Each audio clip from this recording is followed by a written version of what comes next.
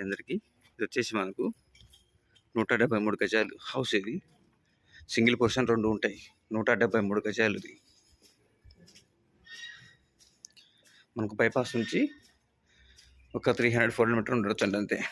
ఇది కనిపిస్తుంది కదా, బైపాస్ దగ్గరనే ఉంటుంది దీనికి. ఇది సింగిల్ బెడ్రూమ్ 2 ఉంటాయి. ఇది కిచెన్.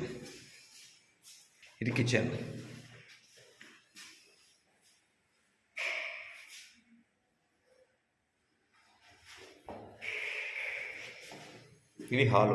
మనకు వచ్చేసి బయట హాల్. ఇది వచ్చేసి మన యువతల బెడ్రూమ్.